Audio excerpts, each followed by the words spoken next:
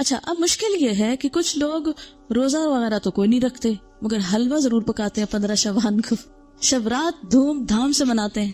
اب ہماری قوم کی اکثریت اس بات سے بالکل غافل ہے، بھولی ہوئی ہے یہ جو ابتدائی شعبان ہے اس کے روزے کتنے فضیلت والے ہیں، لیکن حلوہ پکانے کی جو رسم ہے وہ بہت لوگوں کو پتا ہے۔ اچھا اب بعض لوگ یہ بھی کہتے ہیں کہ یہ مردوں کی عید ہے۔ جی کسی نے سنا ہے یہ پہلے؟ افسوس کیسی میں نے آپ کو بتا دی ایک غلط بات، لیکن معاشرے میں کچھ جگہوں پر یہ مشہور ہے۔ تو یہ ہے کہ اس کو مردوں کی عید کہا جاتا ہے، تو اس ضمن میں بھی یہ ویسے بنیادی طور پر اس دن وہ ختم کا حلوہ ہی پکاتے ہیں اور مردوں کو ثواب پہنچانے کے لیے، اور اس قسم کی رسومات جو ہیں وہ ادا کی جاتی ہیں۔ اور اس کے لیے دلیل کیا دیتے ہیں؟ بعض کا خیال یہ ہے کہ نبی صلی اللہ علیہ وسلم کا دندان مبارک احد کی جنگ میں شہید ہوا تھا، تو اس وقت آپ سے روٹی نہیں کھائی جاتی تھی، آپ کو حلوہ پکا کر دیا گیا تھا، تو اس لیے ہم بھی حلوہ پکاتے ہیں، یعنی وہ اس سے ریلیٹ کرتے ہیں اس حلوے کو۔ آپ کو معلوم ہے جنگ احد کب ہوئی تھی؟ شاباش، شوال 2 ہجری میں ہوئی تھی۔ اب شعبان تو تھا ہی نہیں، یعنی جنگ احد 15 شعبان کو تو ہوئی نہیں، ٹھیک ہے نا؟ تو اب یہ کہنا کہ ہم اس لیے حلوہ کھا رہے ہیں ثواب سمجھ کے کہ وہ آپ صلی اللہ علیہ وسلم نے کھایا تھا اس دن۔ اور دوسری بات یہ ہے کہ عربوں کے ہاں یہ جس قسم کا آپ حلوہ پکاتے اور کھاتے ہیں اور جو رسم مناتے ہیں، اس طرح کا حلوہ یہ عرب ڈش نہیں ہے۔ بیسیکلی اس طرح کے حلوے کی ریسیپی فرق ہے، یعنی لفظ حلوہ جو ہے وہاں سویٹ کے لیے، مٹھائی کے لیے بھی استعمال ہوتا ہے اور سویٹس کے لیے بھی استعمال ہوتا ہے، اور گھر میں پکائے ہوئے حلوے کے لیے بھی ہو سکتا ہے، ٹھیک ہے۔ لیکن یہ جو ہم عام طور پر سوجی کا حلوہ پکاتے ہیں اور ایک خاص طرح سے رنگ وغیرہ بھی ڈال لیتے ہیں بعض اوقات اس میں، تو یہ ہمارے اپنے ذائقے ہیں اور اپنے کھانے پینے کے سلسلے، اور پوری اس کا تو آپ سوچیں بھی نہ۔ آپ کو معلوم ہے صحابہ کرام نے پہلی دفعہ میدے کی روٹی کب دیکھی تھی؟ نبی صلی اللہ علیہ وسلم کے زمانے میں کبھی میدے کی روٹی پکی ہی نہیں تھی، پکائی ہی نہیں گئی تھی، اور آپ خود کیا تناول فرماتے تھے؟ جو کی روٹی، ان چنے آٹے کی روٹی۔ آپ کس شوق میں پوریاں پکاتے ہیں؟ پھر یہ کون سی سنت ہے؟ ویسے ٹھیک ہے اپنے رواج کے لیے آپ پکائیں، مگر ایسی چیزوں کو اوائڈ ہی کریں تو بہتر ہے۔ تو اس لیے یہ کہنا کہ اس دن حلوہ پوری پکانا اس کی کوئی دلیل ہے یا اس کے پیچھے کوئی سنت ہے یا ثواب ہے، تو نہیں، یہ پھر ایک طرح سے بدعت ہو جاتی ہے۔ اچھا بعض لوگوں کا خیال یہ ہے کہ اگر کوئی شب رات سے پہلے فوت ہو جائے اور اس کے نام پر حلوہ پوری نہ پکائی جائے تو وہ شخص اس وقت تک مردوں میں ہی نہیں شامل ہوتا، پتہ نہیں کہاں رہتا ہے وہ۔ پھر آپ اس کے نام پہ پکا رہے ہیں، کتنا ظلم ڈھا رہے ہیں کہ اس کو مردہ ثابت کرنے لگے ہیں یا مردوں میں شامل کرنے لگے ہیں۔ اسے رہنے دیں کہیں جیتوں میں۔ پھر جی ہاں، قبروں کی لپائی ہوتی ہے باقاعدہ، یہ پچھلے سال میں ملتان میں تھی اور میں نے خود دیکھی اور کچھ تصویر وغیرہ بھی دور سے اتاری کہ جو لوگ، یعنی مجھے یاد ہی نہیں تھا کہ آج 15 شعبان ہے، تو صبح کے وقت ہم گھر سے نکلے، اتنے لوگ قبرستان میں، اتنے لوگ، میں نے کہا خیر ہو، اتنے لوگ نعوذ باللہ کوئی اندر دفن ہو رہے ہیں، یہ کیا ہو رہا ہے؟ سچ مجھے پہلے نہیں سمجھ آئی کہ اتنا کیوں اس میں رش ہے نا۔ پھر تھوڑا سا ہم آگے گلی، وہ ہمارے ایک رشتے دار ہیں، ان کا گھر اس طرح ہے کہ جب ان کے گھر سے نکلتے تو گلی کے دائیں بائیں قبرستان ہے، پھر باہر مین سڑک پر آ جاتے ہیں تو پھر وہاں سے بھی نظر آتا ہے۔ جب ہم گلی سے نکل کے مین سڑک پہ پہنچے تو وہاں ایک سبیل لگی ہوئی تھی، تو اس سے پتا چلا کہ یہ عید کی طرح کا کوئی موقع ہے، اور پھر لوگ باقاعدہ لپائی کر رہے تھے، بچے بھی اور بڑے بھی قبریں لیپ رہے تھے اور پھر کو پھول ڈال رہے تھے، اور کوئی رات کو وہ چراغاں کر رہے تھے۔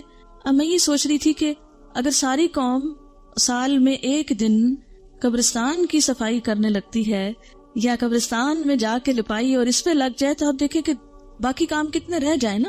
اور پھر ہوتا کیا ہے، جب تک وارث جیتے ہیں کوئی لپائی آ کے کر دیتا ہے، جب وہ بھی چلے جاتے ہیں تو ختم ہو جاتا ہے سلسلہ۔ اب قبروں کو پکا کرنا یا ان کی بار بار لپائی کرنا، یہ بھی کوئی سنت نہیں ہے۔ قبروں کو اونچا کرنا اور ان کو بہت نمایاں کرنا اور ان کی بہت اس طرح کی کیئر کرنا جو ہے، اس کا ہمارے دین میں تصور نہیں ہے۔ مردوں کا احترام لازم ہے، اس کے لیے اچھی گہری قبر کھودنے کے لیے کہا گیا، کھود کے پھر اس کے سائڈ پر زمین کھود کے بغلی قبر کا بھی حکم آتا ہے۔ وہ زیادہ بہتر ہے بنسبت اس کے کہ آپ تھوڑی سی قبر کھود کے اور پھر اوپر سے سنگ مرمر لگائیں یا کوئی اور، یہ چیزیں پھر ایکسٹرا ہیں، اس سے وقت بھی سرمایہ بھی ضائع ہوتا ہے۔ مردوں کو جو چیز فائدہ دیتی ہے وہ حلوہ پوری نہیں ہے، وہ آپ کی دعا ہے، جس کے لیے آپ 15 شعبان کا انتظار نہ کریں۔ کب کریں وہ دعا؟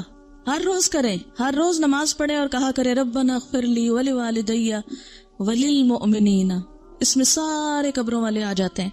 वलिलमुमिनीन यौम यक़ूमुल हिसाब, सिर्फ कब्रों के अंदर वाले नहीं आते, बाहर वाले भी आते हैं।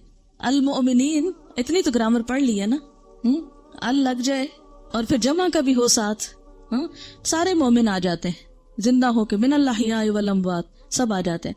तो बुनियादी तौर पर इस रात में ना तो कोई हलवा पकाने का हुक्म मिलता है, और ना ही दिन को कब्रों की लिपाई का हुक्म मिलता है, और ना ही इस किस्म की कोई खास उस दिन की कोई ईद है।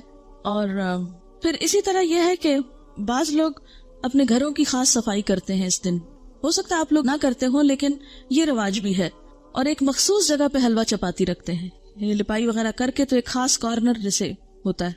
और बाज लोग उसके साथ मौसमी फल और मिठाइयाँ वगैरह भी उस जगह यानी सजावट करते हैं, बूफे की तरह बना लेते हैं उस कॉर्नर को।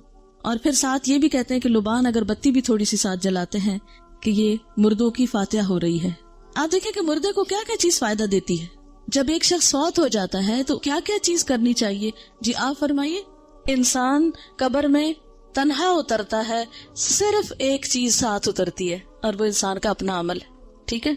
बाकी दो चीजें वापस आ जाती हैं, औलाद और माल, जैसे गुलाम वगैरह हो या और कोई गाड़ी जिस पे ले गए उसको, या इसके अलावा भी अगर कोई चीज है तो ये दो चीजें जो हैं वापस आ जाती है, माल और औलाद। बाकी अमल साथ उतरता है।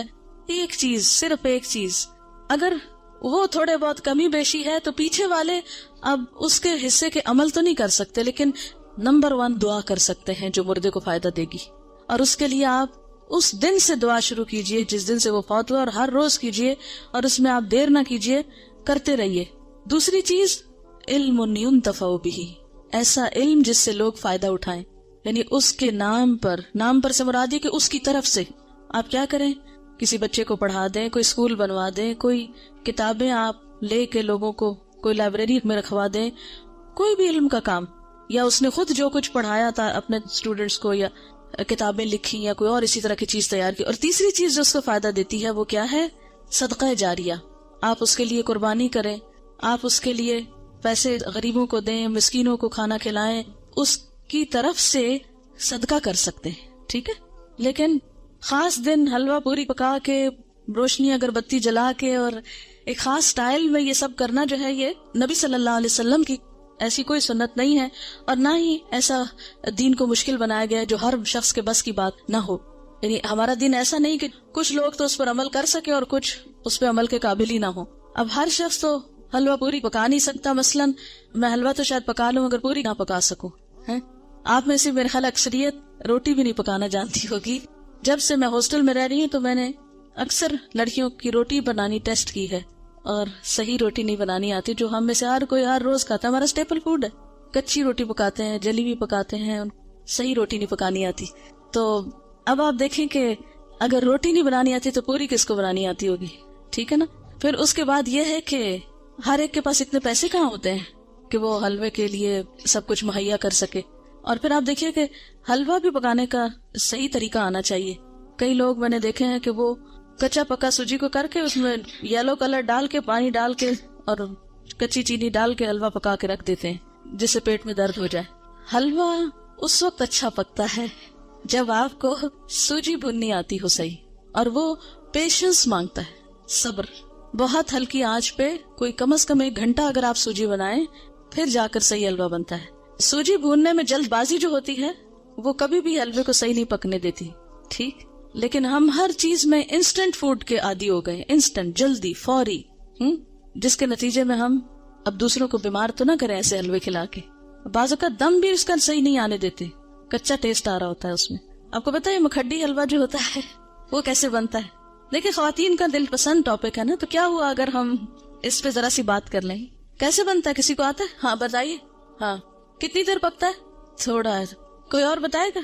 अटक की तरफ का कौन है आप में से, क्योंकि उस तरफ ये मखड्डी हलवा बनता। हाँ बताएंगे आप, कितना टाइम लगता है मखड्डी हलवा बनने में? देखा, अब खाला तक रह गया। देखा, आपने सीखा नहीं है। वो होता ये है कि सूजी को पानी या दूध में भिगोते हैं, फिर उसको इतना पकाते हैं कि वो दोनों फिर अलग हो।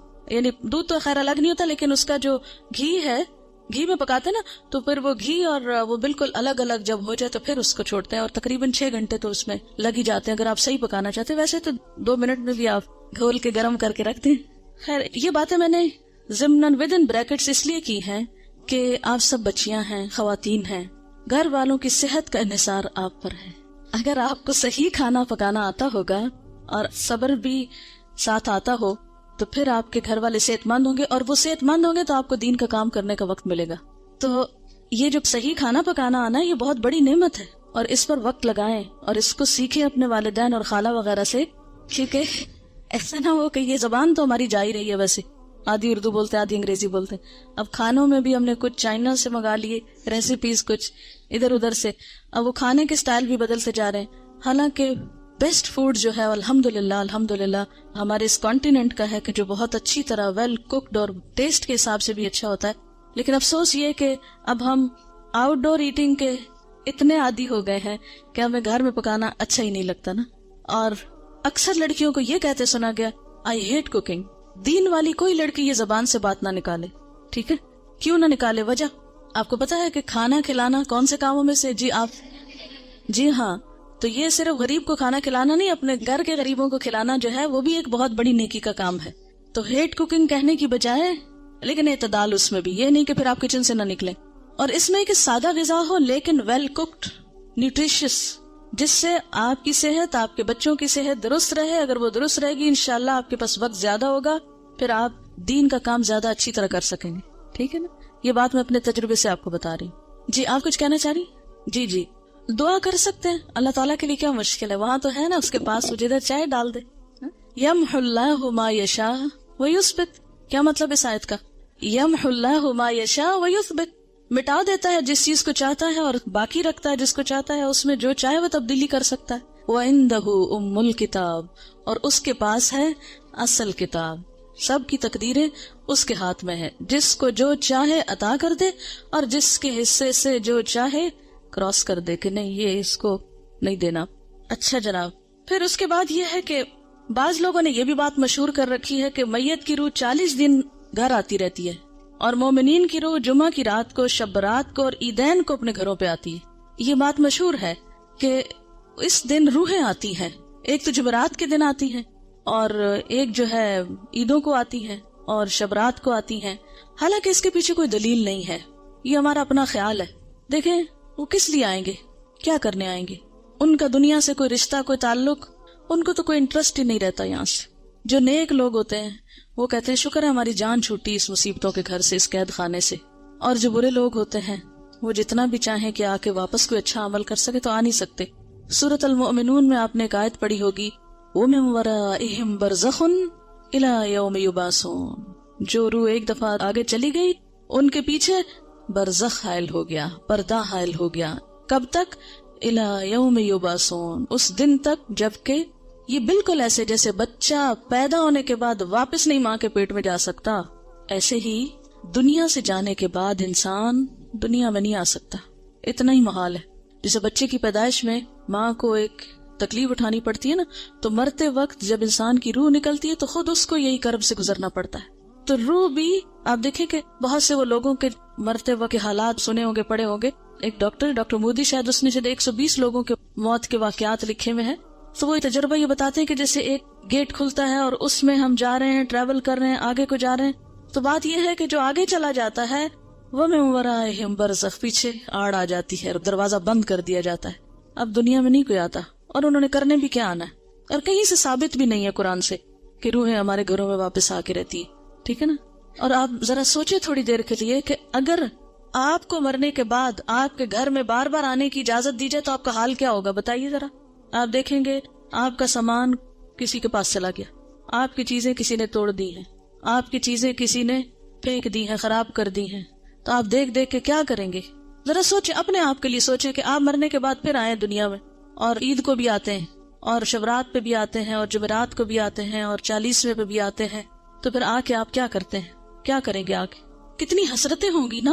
تو کیا آپ سمجھتے کہ اللہ تعالیٰ بندوں کو اس طرح حسرتوں میں مبتلا کرتا ہے کہ واپس بھیج کے، یعنی سارے تو عید کے کپڑے پہن کے کھڑے ہوں اور ہم دور کھڑے دیکھتے رہے ہیں کہ یہ عید منا رہے ہیں اور ان کو ہم بھول گئے، ہمیں یاد ہی نہیں کرتے اب یہ. اور پھر ہمارا دل چاہے گا کہ ہم کسی کو گلے ملیں، یہ جو آپس میں ہم ہی ملیں تو مل نہیں سکیں گے. اور پھر کسی کو دیکھ کے دل چاہے گا کہ اس سے بات کریں، بات ہی نہیں کر سکیں گے. تو یہ بات عقل کو بھی نہیں لگتی کہ کوئی مرنے کے بعد پھر دنیا میں آئے اور پھر آئے بھی خاص اوکیزنز پہ جب لوگ خوشیاں منا رہے ہو اور آپ مر کے آ کے ان کے سر پہ دیکھ رہے ہو حسرت سے. کس قدر افسوسناک بات ہے. تو اور پھر یہ تو چلو ویسے ہم سوچ رہے ہیں نا کہ اگر وہ اف اٹ از پاسبل تو how does it look like, لیکن قرآن میں بھی کہیں نہیں لکھا ہوا اور حدیث میں بھی کہیں اس طرح نہیں پتا چلتا. ہاں یہ ہے کہ مردہ جب قبر میں ہوتا ہے نا تو اس کے حساب کے لیے اس کو واپس روح لوٹائی جاتی ہے, اس کو اٹھا کے بٹھایا جاتا ہے, اور وہ جو ایک کنیکشن ہے نا مردے کا قبر میں اور برزخ میں, وہ ایک خاص کنیکشن ہے. جیسے ہمارے پاس ایک ٹیلی فون ہے اور ایک کسی اور جگہ پر ہے تو وہ ایک خاص وائر کے ذریعے کنیکشن ہے. تو جسم اور روح کا ایک کمیونیکیشن کو ہو سکتا ہے آپس میں, لیکن وہ قبرستان کی حد تک ہو جائے تو ہو جائے, کیونکہ وہاں سزا جزا کا ایک کنسپٹ موجود ہے قبروں کے اندر. لیکن عام گھروں میں اور گھروں کے اندر آ کر اور پھر یہ کہ کچھ روحیں بھٹکتی ہیں اور کچھ روحیں دوسروں کے اوپر مسلط ہو جاتی ہیں, اور یہ سب جنات ہوتے ہیں جن کو انسانی روحیں سمجھ کر وہ کیا جاتا ہے. اور بعض اوقات شیاطین دھوکہ دیتے ہیں انسانوں کو, کیونکہ بعض لوگ کہتے ہیں نا مجھے بالکل ابھی خوشبو آئی تھی اور مجھے ایسے لگا جیسے مجھے کسی نے آواز دی ہے, اور مجھے بالکل وہ تو میرے بھائی جیسا ہی تھا, کوئی مجھے ہیولا نظر آیا گھر میں, اور یہاں خانہ کعبہ میں نظر آیا فلاں وہ تو فوت ہو چکا. یہ سب اگر آپ نے سائیکالوجی پڑھی بھی ہو تو اس میں آپ نے پڑھا ہوگا, التباس کے بارے میں پڑھا ہوگا, ہیلوسینیشن وغیرہ کے بارے میں. خیر وہ ایک اور ایکسٹریم پہ لے جاتے ہیں, لیکن بیسیکلی یہ ہے کہ جو شیاطین ہوتے ہیں, جنات ہوتے ہیں, وہ بھی بعض اوقات انسان کو دھوکہ دیتے ہیں, ایسی باتیں ان کو بھٹکانے کے لیے, بہکانے کے لیے, ان کا عقیدہ خراب کرنے کے لیے, بگاڑنے کے لیے ان کو بھول بھلائیوں میں ڈالتے ہیں, ان شکلوں میں آ جاتے ہیں. ٹھیک ہے نا. تو جو چیز قرآن سنت سے ثابت نہیں بس اس پہ خاموشی اختیار کی جائے, نہ کہ اس کے آگے ایک نیا دین گھڑ لیا جائے اور پھر کھانے پکا لیے جائیں. اب دیکھیں مردہ خود تو وہ حلوہ کھا نہیں سکتا اور ہم اس کو خوش کرنے کے لیے حلوہ بنا رہے ہیں. اب مثلاً آپ کسی کے گھر میں جائیں اور وہ کہیں ہم نے آپ کو خوش کرنے کے لیے یہ سب کچھ پکایا ہے اور کھانے نہ دیں آپ کو, یا آپ کھا نہ سکیں اس کو, آپ کتنے خوش ہو کے لوٹیں گے. اچھا بعض لوگ ایک مغالطہ دیتے ہیں, وہ کہتے ہیں یہ جو آتا ہے نا تنزل الملائکۃ والروح فیہا باذن ربہم من کل امر سلام, کہ لیلۃ القدر میں روح اترتا ہے. تو اب آپ بتائیں کہ اس روح سے مراد کون سا ہے؟ اگر اس روح سے مراد مرے ہوئے لوگوں کی روح ہے تو پھر ان آیتوں کے بارے میں کیا کہیں گے؟ نزل بہ الروح الامین, روح سے مراد کیا ہے قرآن پاک میں؟ جبرائیل علیہ السلام کے لیے لفظ استعمال ہوا ہے, اذ ایدتک بروح القدس قل نزلہ روح القدس نزل بہ الروح الامین تعرج الملائکۃ والروح یوم یقوم الروح والملائکۃ صفا, اور پھر تنزل الملائکۃ والروح سورۃ القدر میں. تو یہ جو روح اترتی ہے اس سے مراد مردوں کی روحیں نہیں ہیں, یہ خاص روح مراد ہے اور اس سے مراد جبریل امین ہے.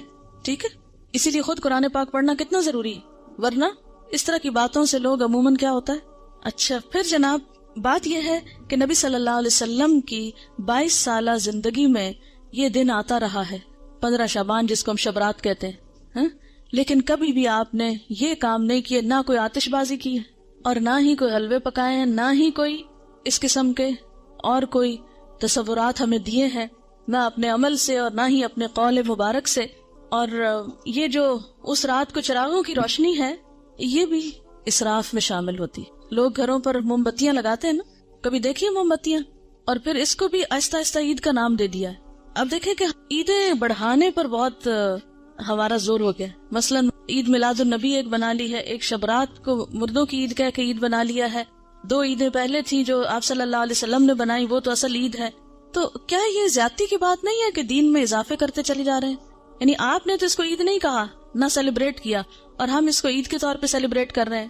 اصل میں ہندوؤں کے ہاں ایک دن ہوتا ہے دیوالی کا, اس میں اس قسم کے کام ہوتے ہیں, مخصوص گھر لیپا پوتی کرتے ہیں, مخصوص کارنر پہ کھانے حلوے پکا کے رکھتے ہیں, چراغاں کرتے ہیں.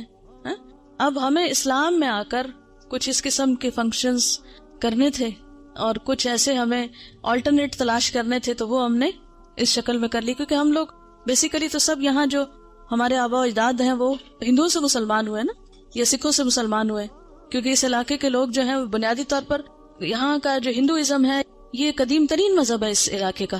تو ان کی اولادیں ہونے کے ناطے سے پھر بہت سے لوگ جب اکثریت میں مسلمان ہونے لگتے ہیں تو عموماً کیا ہوتا ہے, وہ کلمہ تو پڑھ لیتے ہیں لیکن طریقے وہی ہوتے ہیں, اور بعض اوقات نئے دین میں آ کر بھی پرانے دین کی چیزوں کو کہیں نہ کہیں فٹ کر دیتے ہیں. جیسے نئے گھر میں آپ جاتے ہیں تو پچھلے گھر کی چیزیں کہیں نہ کہیں لٹکا دیتے ہیں, کوئی ادھر کوئی ادھر. تو یہی کچھ ہمارے ساتھ بھی ہوا ہے.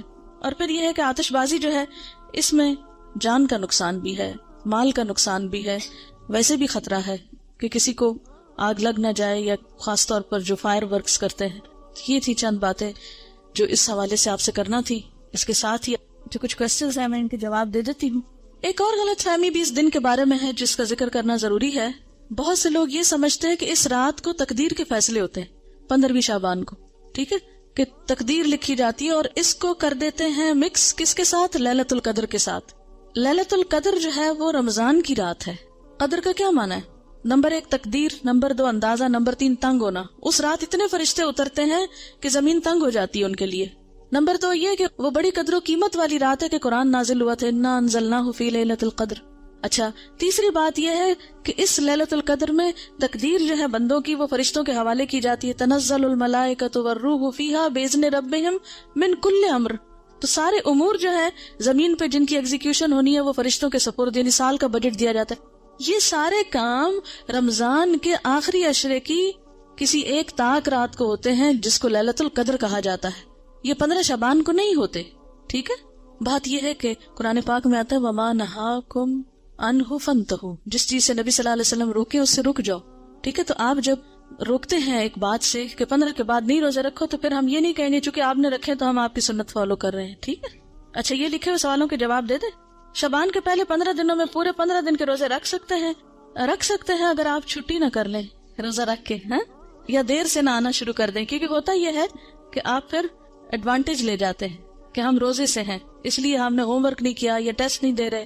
اگر کوئی یہ پوچھے کہ ہم کیا کریں اس دن 15 شعبان کو، نہیں لوگوں کو عادت ہو گئی ہے ختم وغیرہ کرنے کی، تو اس لحاظ سے وہ پوچھے کہ پھر اس دن کیا کریں، تو ان کو کیا جواب دیں؟ کیا جو پکا کر گھر حلوہ چاول وغیرہ بھیجے تو اس کو کھا لیں؟ اب دیکھیں بدعت کا کھانا ہے، ٹیکس کی قسم کا ہے. پہلی بات تو یہ ہے کہ انہیں کہیں وہی کریں جو روز کرتے ہیں، نمازوں کی پابندی کریں، صدقہ خیرات جیسے روٹین میں کرتے ہیں. کیونکہ جو دن اللہ کے رسول صلی اللہ علیہ وسلم نے مخصوص نہیں کیا کسی خاص عبادت کے لیے، اس کو اپنی طرف سے بتا کے اچھا آپ یہ کر لیں یہ کر لیں یہ کر لیں، تو یہ بھی درست نہیں ہوگا. آپ کیا بتائیں جو روز کرتے ہیں وہی اس دن کریں، کیونکہ نبی صلی اللہ علیہ وسلم سے کوئی خاص عمل ثابت نہیں ہے. اگر والدین اور شوہر روزے اس ماہ میں منع کرے تو کیا ان کی بات مان لی جائے؟ نفلی روزے میں شوہر کی اجازت ضروری ہے، تو یہ نفلی روزے ہیں، ٹھیک ہے نا. اللہ یہ کہ آپ کو فرض پورا کرنا ہے، پچھلا قضا کرنا ہے، وہ تو پھر آپ نہیں کسی کی بھی مانیں گے. لیکن نفلی روزے میں بیوی کے لیے شوہر کی اجازت ضروری ہے لیکن والدین کی ضروری نہیں ہوتی. What's your grandson's name؟ چلے میں آیت ایک پڑھتی ہوں، آپ بتائیے. لم نجعل لہ من قبل سمیہ. جی یہ نام اللہ تعالیٰ نے خود رکھا تھا نا حضرت یحییٰ کا. چلیے اگر کسی عورت کے پچھلے رمضان کے فرض روزوں کی قضا باقی ہو، وہ روزے رکھنے کی طاقت رکھتی ہو، تو 15 کے بعد رکھ سکتی ہے یا قطعی ممنوع؟ دیکھیں قطعی ہے یا نہیں، جب پسندیدہ یہی ہے کہ نہیں رکھے، اللہ یہ کہ قضا رہتے ہیں تو کچھ قضا پہ شوال میں جا رکھے. ٹھیک، روحیں اگر اس طرح نہیں آتی تو پھر ان کے بارے میں آپ کیا کہیں گی جو لوگ روحوں کو بلاتے ہیں اور ان سے باتیں کرتے ہیں؟ میں نے خود بھی کئی دفعہ یہ ایکسپیرینس کیا ہے. یہ ایکسپیرینس میں بھی کر چکی ہوں، ایسی بات نہیں ہے، لیکن یہ سب جنات ہیں. مرے ہوئے لوگوں کی روحیں نہیں آتی، جنات ہوتے ہیں جو آس پاس گھومتے پھرتے رہتے ہیں، جن کو ہمارے حالات پتہ ہوتے ہیں، اور وہ اس کے اندر آ کے جو باتیں ہمیں معلوم ہوتی ہیں وہی وہ ہم جو پوچھتے ہیں وہ کچھ نہ کچھ اوٹ پٹانگ بتاتے رہتے ہیں. It's just waste of time, کوئی فائدہ نہیں، علم لا ینفع ہے. اور کئی لوگ 40 دن تک لائٹ نہیں آف کرنے دیتے کہ جو فوت ہوا شخص ہے وہ واپس آتا ہے. تو دیکھیں آپ کو اندھیرے میں اپنے گھر کا راستہ ملتا ہے، اتنی جب ڈارک رات ہو جاتی ہے، چلو شہر میں تو پھر بھی روشنی ہوتی ہے، گاؤں وغیرہ میں تو اندھیرا ہو جاتا ہے، چلو کوئی بات نہیں وہ تو غریب کو، لیکن 40 دن نہ مقرر کریں. جتنی توفیق ہے 1 دن میں دے دیں، 2 دن دیں، 40 دیں، سارا سال دیں، ساری زندگی دیں، صدقہ کرنے میں کوئی حرج نہیں ہے. لیکن مخصوص نہ کریں کہ صرف 40 دن اور وہ بھی ایک مخصوص جگہ پر ہی بھیجنا ہے اور پکا کے بھیجنا ہے. آپ کچا راشن بھی دے سکتے ہیں، آپ کسی کو کپڑا بھی دے سکتے ہیں، آپ کتابیں لے کے دے سکتے ہیں، آپ کہیں کسی بیمار کا علاج کرا سکتے ہیں. یعنی صدقے کی تو بہت ساری قسمیں. دیکھیں یہ شب رات، شب کا مطلب بھی رات ہے اور رات کا مطلب بھی رات ہے. کیا وہ رسا اپنے مردے رشتہ داروں کی کچی قبروں کو سال میں کسی دن بھی لیپ کر سکتے ہیں اگر کوئی خاص دن مقرر نہ کریں، بلکہ اس نیت سے کریں کہ قبر بیٹھ نہ جائے، دب نہ جائے. دیکھیں اس میں اصول یہ ہے کہ مردے کی جو حرمت ہے، ٹھیک ہے نا، مرے ہوئے انسان کی بہت عزت ہے، حرمت ہے، اسی لیے اس کو نہلاتے ہیں. حالانکہ مر گیا ہے تو آپ کہیں اب تو مر گیا، کیا فائدہ اس نے جانا تو مٹی میں نہلانا کس لیے. لیکن کتنا احتیاط سے نہلاتے ہیں، صاف ستھرا کرتے ہیں، پوچھتے ہیں، کفن میں لپیٹتے ہیں، پھر زمین میں اس کو دفن کرتے ہیں. یہ سب کچھ کس لیے ہے کہ انسان جانوروں کا نشانہ نہ بنے. اگر ایسے ہی جا کے رکھائیں کہیں ہم مردے کو, دفن نہ کریں تو کیا ہوگا؟ جانور کھا جائیں گے نا اس کو, کوے ٹھونگے ماریں گے اس کی آنکھوں میں, اس کا دماغ پھاڑیں گے, کتنا اس کا. وَلَقَدْ كَرَّمْنَا بَنِي آدم, بنی آدم کو ہم نے عزت عطا کی ہے. انسان خواہ زندہ ہو یا مردہ, اس کی عزت ہے, حرمت ہے. تو دفنانے کی حکمت کیا ہے؟ حرمت نہیں پامال ہو. مٹی سے بنا ہے, مٹی میں واپس چلا جائے, وہ اس کے لیے معزز ترین مقام ہے. ٹھیک ہے نا. اب اگر کہیں آپ دیکھتے ہیں کہ قبر اس طرح بارش میں بھیگ گئی کہ جسم ایکسپوز ہو گیا مردے کا, تو اس کو دوبارہ دبانا, اس کے اوپر مٹی ڈالنا, اس کی لپائی اگر کرنا چاہیے کچھ بھی, تو دیٹس اوکے. یعنی اس حد تک تو ٹھیک ہے. آپ کو معلوم ہے ایک سیلاب آیا تھا, اس میں مجھے بتایا گیا تھا ایک علاقہ ہے شاید پنڈ دادن خان یا کون سا, کہ اس میں اتنا زور کا سیلاب تھا کہ زندہ گائے بھینسیں تو جو ڈوبی سے ڈوبی, جو مردے تھے وہ قبروں سے نکل کے تیرنے لگے تھے. یعنی جی ایسا ہوا تھا. یہ لئی نالے کا جو تھا, جی آپ نے دیکھا یا سنا اس وقت جب یہ ایسا دیکھا بھی تھا. تو اب آپ دیکھیں ایسے اگر نظر آ جائے تو کیا حکم ہے کہ اس مردے کو یعنی دوبارہ دفنایا جائے, اس کی قبر درست کی جائے, اس کو جانوروں کے حوالے نہ کیا جائے. اسی لیے آپ دیکھیں کہ اگر مردہ بچہ بھی پیدا ہوتا ہے نا, یا ادھورا بچہ بھی پیدا ہوتا ہے, ناقص بچہ بھی پیدا ہوتا ہے, تو اس کو بن میں یا کہیں کوڑے کے ڈھیر پہ نہیں پھینکتے. آپ لڑکیاں ہو اس لیے آپ کو یہ بات پتا ہونی چاہیے. بعض اوقات کیا ہوتا ہے کہ بچہ ابارٹ ہو جاتا ہے نا, مس کیریج جاتا ہے نا, اور بہت چھوٹا ہوتا ہے کہ ابھی بعض اوقات اس میں روح پڑی ہوتی ہے, بعض بہت چھوٹا سا. ایون اگر مضغہ کی سٹیج بھی ہو, مضغہ کی سٹیج پر بھی ایسی کوئی تکلیف ہو کہ انسان نہیں بنا, شیپ نہیں بنی, بازو نہیں بنے, لیکن بوٹی پوری بن چکی ہے, تو بھی اس کو بن میں نہ ڈالیں. کیا کرے؟ یا کہیں زمین کھودے اور اس کے اندر